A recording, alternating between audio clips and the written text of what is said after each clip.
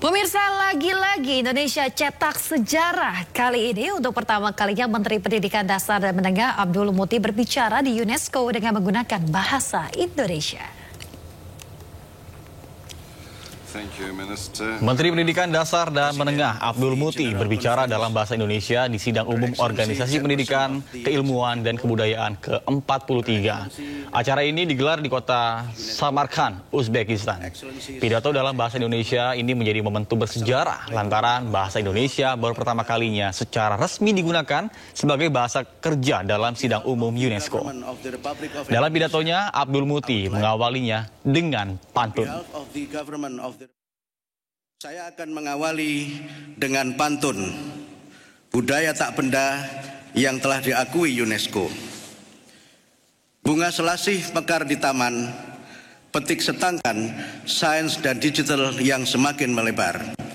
Dalam konteks ini, peran dan mandat UNESCO menjadi esensial sebagai penuntun moral dan sumber pengetahuan global yang meneguhkan nilai kemanusiaan dan perdamaian.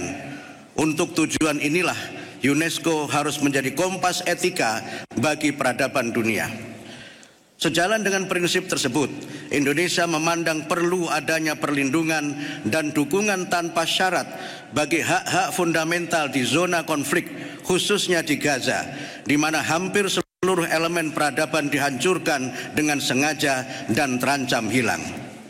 Kami mendesak komunitas global untuk memastikan keselamatan pelajar, pendidik, jurnalis, dan relawan kemanusiaan, serta pemulihan total fasilitas pendidikan dan cagar budaya yang rusak. Pemirsa, untuk pertama kalinya bahasa Indonesia berkumandang di podium tertinggi UNESCO. Bukan sekedar sebagai bahasa dari negeri kepulauan, tapi sebagai bahasa kerja dunia. Dan kita simak pembahasannya bersama dengan dosen program studi Indonesia Fakultas Ilmu Budaya Universitas Indonesia, Daniel Hariman Jacob, yang dipandu oleh Ayah Nufus dalam program Sindo Sore berikut ini. Betul, kita paling tidak kan sudah diakui dan bahkan beberapa kali diusulkan di ASEAN, harusnya salah satu bahasanya yang diperkenalkan adalah bahasa Indonesia. Ya, ini menarik ya, karena ada beberapa bahasa yang cukup familiar di kancah internasional ya, seperti bahasa Jepang dan juga Jerman, hingga saat ini belum jadi bahasa kerja di UNESCO. Nah, menurut Anda bagaimana bahasa Indonesia ini bisa menembus, bisa kita sebut sebagai tembok eksklusif ini, Bang? Ya, sederhana saja ya kalau kita melihat bahwa mengapa bahasa Jepang dan bahasa Jerman bisa ditafsirkan bahwa jumlah pemakai ya, ini kan karena pemakainya seperti bahasa Inggris, bahasa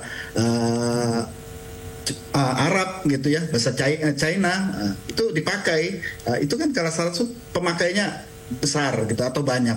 Nah, bahasa Indonesia juga begitu. Ya, tadi yang saya sudah katakan di ASEAN. Kebetulan saya pernah mengajar di Tokyo University of Foreign Studies ya. Banyak sekali orang-orang Jepang di sana juga begitu antusias untuk belajar bahasa Indonesia. Lalu kita tahu di Australia, ya, di China belakangan ini kebetulan ada teman dosen juga yang mungkin mengajar ke sana, bertugas untuk mengajar ke sana. Nah, itu sebagai gambaran bahwa kita secara global itu diakui. Bahasa kita diakui. Banyak hal sih memang penyebabnya, mungkin karena jumlah penduduk yang banyak sehingga ini potensi untuk orang-orang Indonesia atau untuk orang-orang asing belajar bahasa Indonesia atau mengenal bahasa Indonesia seperti di Korea Selatan seperti ya. Ya, tapi sebenarnya susah atau gampang sih Pak untuk belajar bahasa Indonesia ini? Sebenarnya belajar bahasa Indonesia itu kan tidak semata-mata belajar bahasa ya. Kita harus belajar culture-nya, budayanya. Jadi setiap bangsa pasti punya kesulitannya masing-masing begitu ya. Bahasa Jepang kita punya kesulitannya ini, bahasa Cina, bahasa Arab, bahasa Jerman, bahasa Prancis, bahasa Inggris begitu. Ya kalau dikatakan kesulitannya untuk orang Indonesia, orang asing belajar berbahasa Indonesia, begitu gitu ya. Yang saya temukan ketika orang asing belajar bahasa Indonesia juga, wah sulit juga ya, misalnya untuk satu kata saja untuk menggambarkan senang itu bisa kata-kata yang macam-macam kan gitu ya. Untuk menggambarkan bagus gitu bisa berapa banyak kata misalnya begitu. Jadi apalagi kita punya bahasa daerah kan yang masuk ke dalam bahasa Indonesia serapan. Ya, jadi ada dialeknya gitu ya. Pahami juga, seperti itu. Gitu. Nah, di era artificial intelligence ini kalau kita lihat ada juga penerjemah otomatis. Menurut Anda, apakah ini nantinya dapat membantu seperti yang tadi Anda katakan, bahasa Indonesia kan tidak semata-mata hanya belajar yang bahasa bakunya saja. Justru orang Indonesia sendiri pun menggunakan bahasa slang kalau kita sebut ya. Ya, malah orang Indonesia sendiri berbahasa Indonesia dengan baik dan benar. Kadang-kadang bukan kadang ya, banyak yang tidak tepat juga ya. Sulit begitu ya, karena kita tidak terbiasa ya berbahasa Indonesia yang benar, yang baik dan tepat gitu ya. Maksudnya sesuai dengan penggunaannya gitu.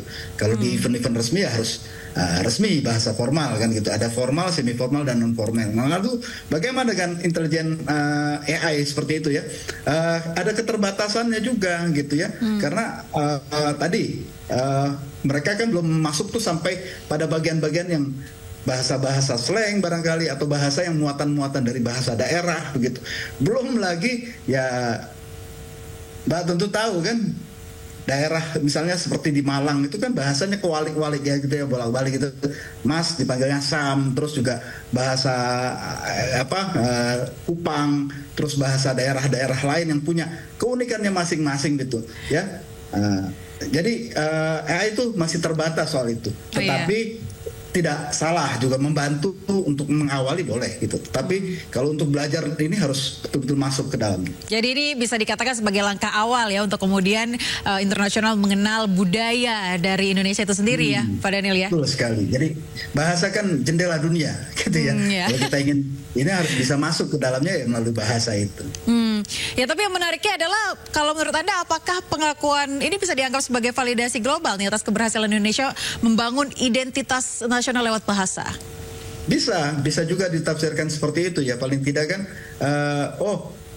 bahasa apa nih? Oh, Indonesia di mana kan begitu. Jadi paling tidak ada pengakuan. Karena itu tadi bahasa sebagai identitas sebuah bangsa.